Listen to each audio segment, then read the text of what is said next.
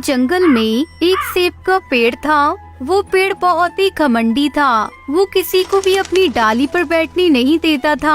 ठीक उसके सामने एक आम का पेड़ था जो बहुत दिलदार था। उसे सबकी बहुत परवाह थी। एक दिन एक बूढ़ा कबूतर जंगल से गुजर रहा था। वो चलते चलते बहुत थक गया और सेब की पेड़ की छांव में बैठ गया। उठो यहाँ से। सेब के पेड़, मैं बहुत थक चुका हूँ। मुझे थोड़ी देर आराम करने दो, मैं आराम करके निकल जाऊंगा। नहीं, तुम अभी उठो और निकल जाओ यहाँ से। यहाँ से जाके दूसरे पेड़ के नीचे आराम करो। फिर भी वो बूढ़ा कबूतर पेड़ की बात नहीं मानता। अब देखो मैं क्या करता हूँ। गुस्से में आकर सेब का पेड़ उस बूढ़े कबूतर के ऊपर अपने सेब गिराने लगता है। ये तुमने क्या किया? एक ना एक दिन तुम। तब तक आप लोग हमारे इस वीडियो को लाइक और अगर आपने हमारे चैनल को सब्सक्राइब नहीं किया है तो जल्दी से सब्सक्राइब कर लें और कमेंट सेक्शन में जरूर बताएं कि आपको हमारी ये कहानी कैसी लगी। तुम्हारा घमंड जरूर उतरेगा। ये सब पास ही खड़ा आम का पेड़ देखता है और बूढ़े कबूतर को कहता है, तब तक आप लोग कमेंट में बताएं 90 + 40 कितने होते हैं। अरे अरे आप चिंता मत करिए, यहाँ आइए मेरी डालियों की छाँव में। शुक्रिया, लेकिन अभी बहुत वक्त हो गया है और मुझे घर भी जाना है। वो बूढ़ा कबूतर वहाँ से निकल जाता है। ऐसे ही कुछ दिन बीत जाते हैं। एक दिन वहाँ से एक टुनटुनी चिड़िया अपने बच्चों के साथ जा रही थी। वो रहने के लिए पेड़ ढूंढ रही थी। तभी उनकी नजर उस सेब के पेड़ पर पड़ती है। अरे वो देखो, वो सेब का पेड़ कितना बड़ा है और उसकी डालियाँ भी बहुत बड़ी है। क्यों ना हम इसी सेब के पेड़ को अपना घर बना लें। हाँ हाँ, ये बहुत बड़ा है। हम उस सेब के पेड़ से जाकर पूछते हैं, सुनो, क्या हम इस पेड़ पर रह सकते हैं? नहीं, तुम यहाँ नहीं रह सकते। टुनटुनी चिड़िया सेब के पेड़ से बहुत विनती करती है, लेकिन वो उसकी एक नहीं सुनता। फिर टुनटुनी को सामने काम का पेड़ दिखाई देता है। फिर वो उसके पास जाते हैं। सुनो, क्या हम इस पेड़ पर रह सकते हैं? हाँ जरूर, क्यों नहीं। टुनटुनी चिड़िया खुश हो गई और उस आम के पेड़ पर रहने लगी। टुनटुनी चिड़िया को रोज ताजे ताजे आम भी खाने मिल रहे थे। ऐसा रोजाना चलने लगा। एक दिन कुछ लकड़हारे कौवे जंगल में पेड़ काटने आते हैं। उनकी नजर आम के पेड़ पर पड़ती है। अरे वो आम का पेड़ कितना बड़ा है, इसे बेचकर हम बहुत पैसे कमाएंगे। लकड़हारे कौवे आम के पेड़ के पास जाते हैं। उन्हें उस पेड़ पर टुनटुनी चिड़िया का परिवार दिखाई देता है। अरे ये क्या, इस पेड़ पर तो चिड़िया का घोंसला है, हम इस पेड़ को नहीं काट सकते। तभी एक लकड़हारे कौवे की नजर उस सेब के पेड़ पर पड़ती है। अरे वो देखो, सामने एक बड़ा सेब का पेड़ है, चलो हम उसे काटते हैं। लकड़हारे सेब के पेड़ को काटने लगते हैं। ये देख सेब का पेड़ अपने बचाव में उन पर सेब गिराने लगता है। फिर भी लकड़हारे नहीं रुकते। बचाओ बचाओ, कोई मेरी मदद करो, बचाओ, अरे बचाओ रे। तुम्हें उस सेब के पेड़ को बचाना चाहिए, जाओ उसकी मदद करो। नहीं, हम नहीं करेंगे उसकी मदद। वो बहुत बुरा घमंडी है। अरे नहीं दोस्तों, ऐसा मत बोलो, फिर उसमें और हम में क्या फर्क रह गया। हाँ ठीक है, हम उसे बचाते हैं। टुनटुनी चिड़िया सेब के पेड़ पर जाती है। रुको लकड़हारे, पेड़ को तोड़ना बंद करो। नहीं, हमें ये पेड़ तोड़ना है, तुम जाओ अपना काम करो। तभी टुनटुनी चिड़िया गुस्सा होकर सेब निकालकर लकड़हारे को मारने लगी। अरे अरे अरे अरे, ये चिड़िया तो हमारी जान ले लेगी, भागो यहाँ से। शुक्रिया दोस्तों, तुम कितने अच्छे हो। मैंने तुम्हें यहाँ नहीं रहने दिया, फिर भी तुमने मेरी जान बचाई। आज से तुम यहाँ रह सकते हो और मेरे फल भी खा सकते हो। शुक्रिया बोलना है तो शाम के पेड़ को बोलो, उसने हमें मदद करने के लिए मनाया। नहीं तो हम तुम्हारी कभी मदद नहीं करते, क्योंकि तुम्हें घमंडी इतना है। अब टुनटुनी चिड़िया का परिवार दोनों पेड़ों पर खुशी खुशी रहने लगा। तो दोस्तों, इस कहानी से हमें सीख मिलती है कि हमें कभी भी खुद पर घमंड नहीं करना चाहिए। टुनटुनी और उसकी 7 साल की बेटी पिंकी बहुत ही गरीब थे। टुनटुनी के पति की मौत के बाद से ही टुनटुनी और पिंकी बड़ी मुश्किलों में जी रहे थे। टुनटुनी अपने घोंसले का किराया भी नहीं दे पा रही थी। ऐसा जुल्म मत करिए सेठ जी, मेरे पति ने कितने सालों तक आपके यहाँ काम किया है। आज वो नहीं रही तो आप हमें घर से बाहर मत निकालो। इतनी ठंड में हम कहाँ जाएंगे। तेरा पति मेरे यहाँ काम करता था, तो क्या उसके पूरे खानदान का ठेका ले लिया मैंने?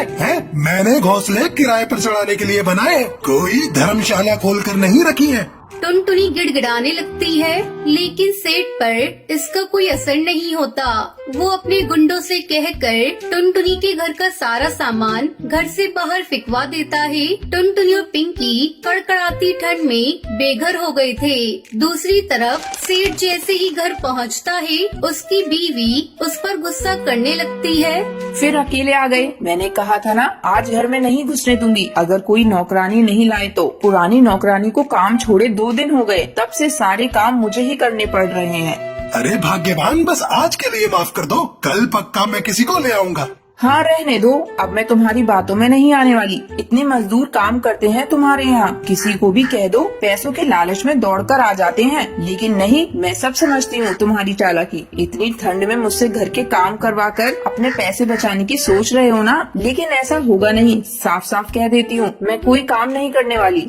सेठ कौवी को टुनटुनी का ख्याल आता है।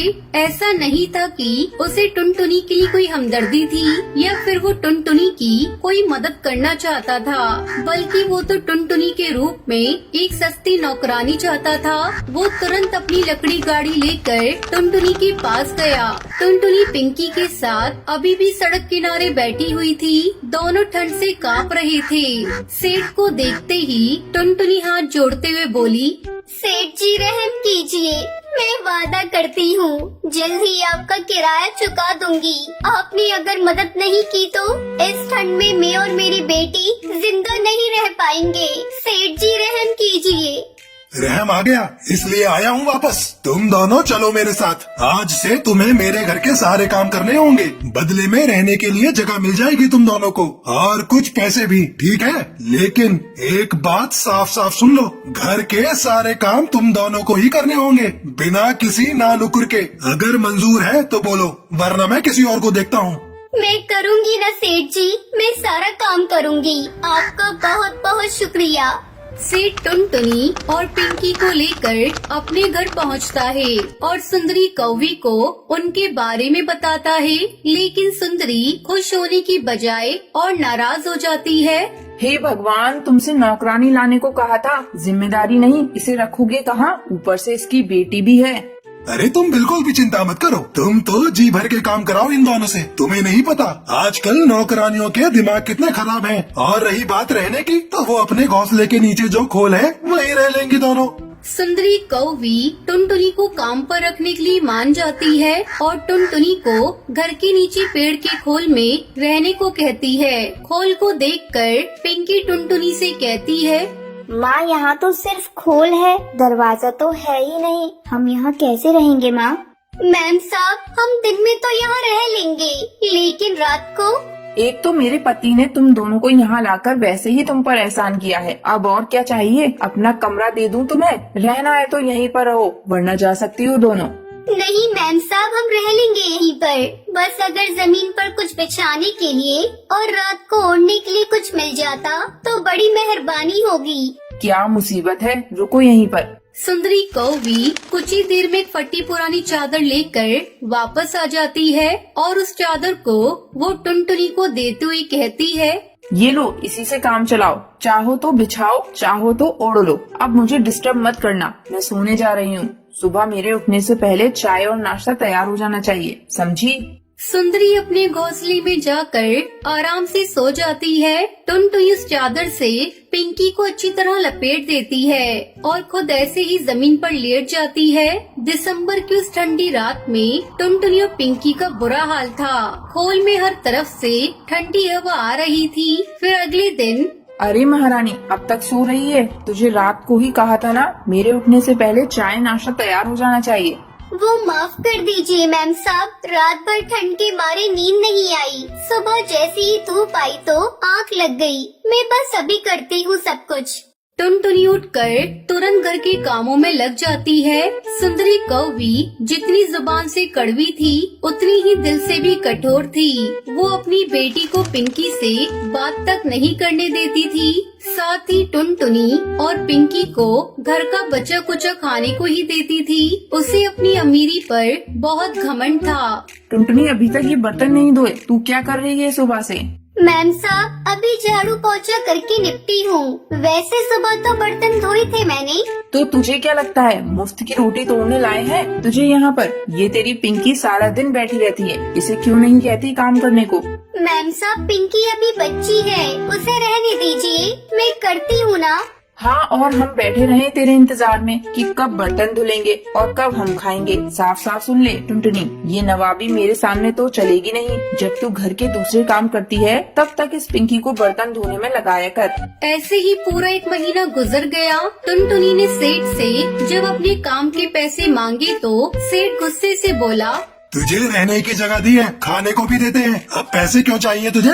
कैसी बात कर रहे हो सेठ जी? पूरा महीना मैंने और मेरी बेटी ने कैसे काटा है हम ही जानते हैं। पिंकी को ठंड की वजह से बुखार है, मुझे उसे डॉक्टर के पास लेकर जाना है और आपने मुझे पैसे देने की बात तो पहले ही कही थी ना, अब आप कैसे मुकर सकते हो? हाँ हाँ ठीक है। सेठ अपनी जेब से 200 रुपए निकाल कर टुनटुनी को देता है। टुनटुनी इन पैसों को देखकर कहती है, सेठ जी ये क्या, इसमें क्या होगा सेठ जी?